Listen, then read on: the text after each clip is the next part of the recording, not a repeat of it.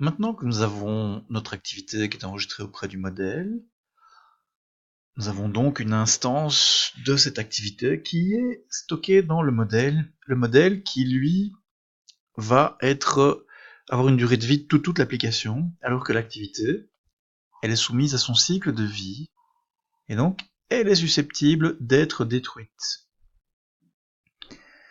Nous avons donc un problème potentiel, c'est-à-dire que le modèle pourrait retenir une instance d'une classe d'un objet potentiellement détruit.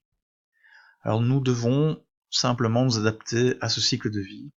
En fait, si l'on réfléchit, à partir du moment où on est en on-pause, on est susceptible d'être détruit.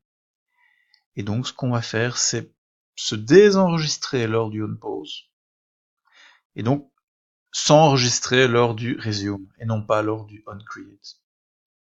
Ceci permettra d'avoir notre activité enregistrée uniquement quand elle est visible quelque part, ou quand elle a le focus, plus pour être exact.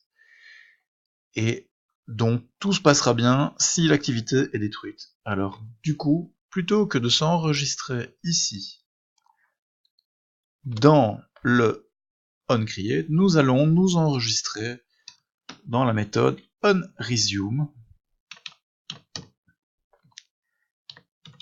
Voilà. Et le pendant, c'est de se désenregistrer dans la méthode onPause.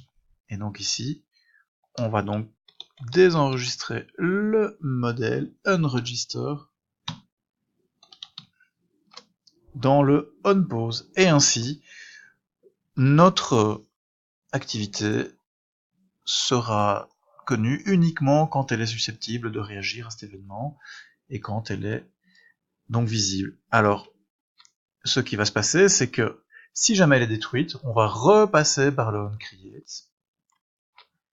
Et dans ce onCreate, comme on appelle la méthode notifyModelChange, qui va aller rechercher donc les informations sur le modèle, si jamais le modèle a changé, ce qui ne devrait pas être le cas chez nous vu que le seul contrôleur est dans l'activité même, eh bien, ce modèle sera mis à jour.